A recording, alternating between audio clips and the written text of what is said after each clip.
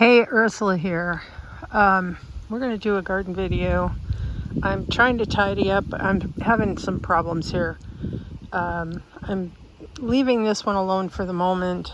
I'm working on some other beds. I need to do some soil improvement, and it means I need to order a few things too.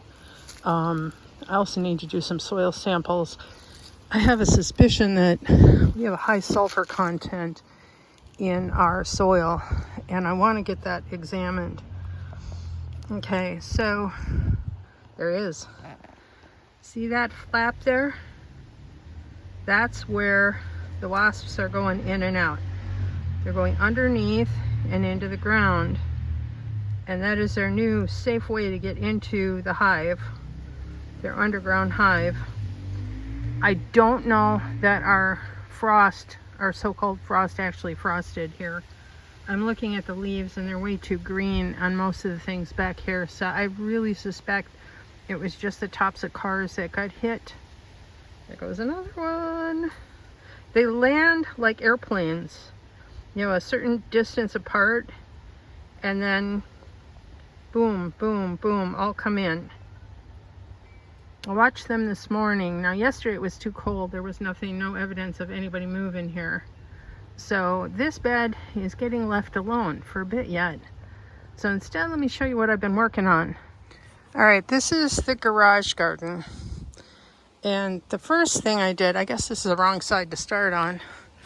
The first thing I did was worked on this guy. Oh my God. This was a rose bush that was taller than the garage. At one point, there's still leaves up there growing in the gutter. Guttering work needs to happen, and the poor rain barrel needs to be put away for the winter. So this needs, well, this got some cleanup. You can see I chopped those to a certain height. And then while I was up here, I dug out a walnut tree. All right, see, now those are nice, healthy rose leaves. And I think that's a forsythia. That needs to go. I'm not fond of them. They spread and are very invasive in my opinion. They take up valuable space. So that's going to have to get dug out tomorrow. But I'm really happy with the rose. And I also trimmed back black raspberry canes. And I put one of them right here, although he may yet get moved. And there's another one right in here. So these guys may get moved up a bit. As I've been working down here, I took all the poles out. I took all the netting down. And I started narrowing the bed. And the reason I'm doing this is all of the hoops for winter growing are based on a 30-inch market garden row. My cinder blocks are set up to be based on a Lynn Gillespie, the Living Farm method, and that's too wide to do a winter garden. Now, she grows in a greenhouse, which is fantastic. It keeps the snow off. If you use the plastic rails with a tarp on them to keep the snow off, the snow sinks in the middle and wrecks the poles.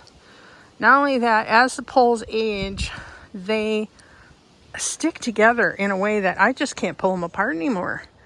So they're not as useful in an outdoor setting as I had hoped.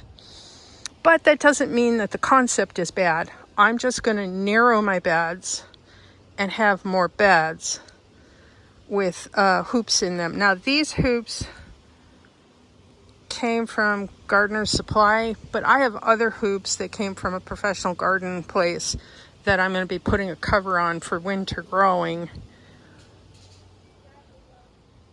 The carrots are still in here.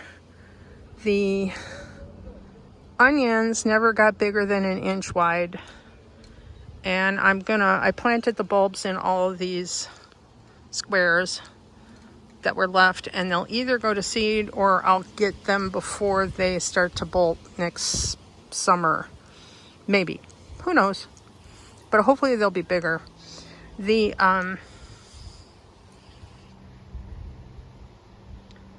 flowers, I just letting go to seed. Maybe I'll get more next year. I really like those. I think I have one in bloom here. Let's see if we can find it. See, isn't it cute? Anyway, those help attract wasps that lay their eggs in caterpillars. Supposedly. I haven't seen either the caterpillars or the wasps, although I have plenty of ground hornets. So my thoughts are, these are just thoughts right now, is when I pick up more cinder blocks, I'm going to split this garden. First, I'm going to square that edge. Got to get a tape measure out here and get everybody lined up parallel to each other.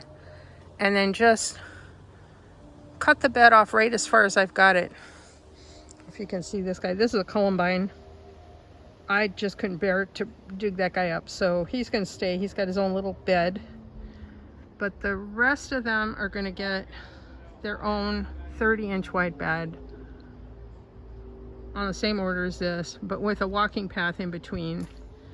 And then, this is a spacer, I'm going to allow 18 to 20 inches of a walking path and put another bed right next to it here. I'm going to lay down cardboard and start filling it in with compost this winter. Compost probably won't be done by spring, but I don't know. We'll see what kind of soil amendments I can get.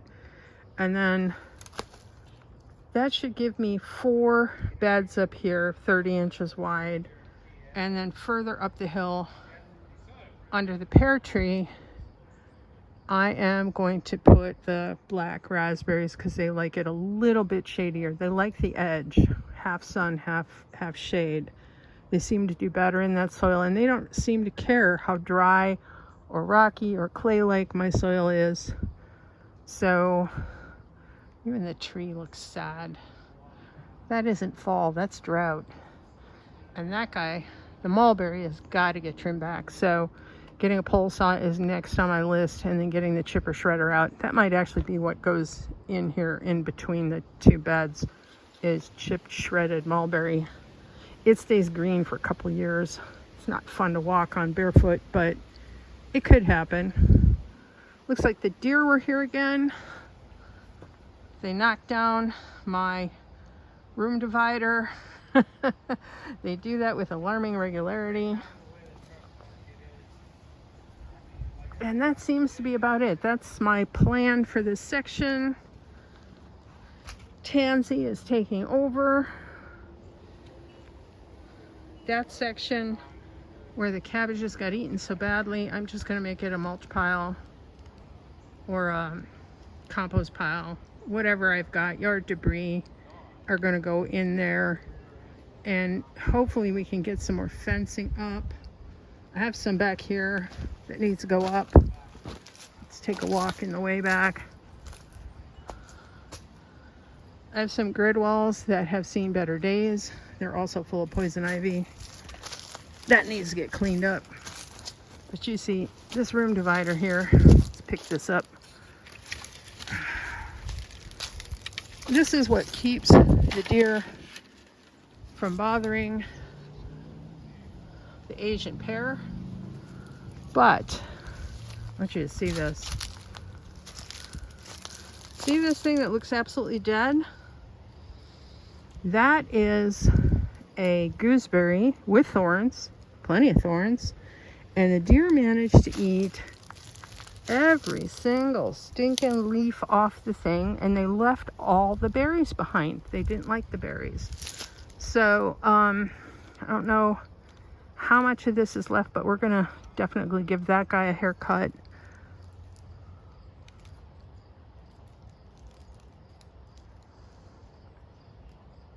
And got a lot of Virginia creeper. Virginia creeper turns really pretty in the fall. But you can see I've got, that's a black raspberry. And that's a pear tree that could use some more room to grow. Shoot, even the pokeweed died back here.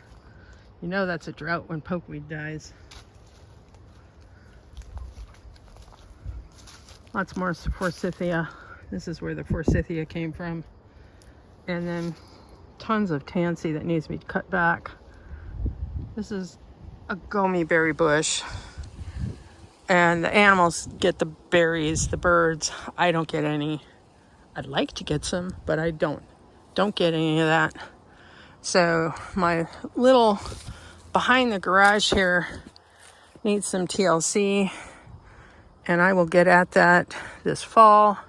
Start pulling some of the invasives out. I've got, the neighbor has a Rose of Sharon that overpopulates the area, and it looks like the lemon balm is also populating this area.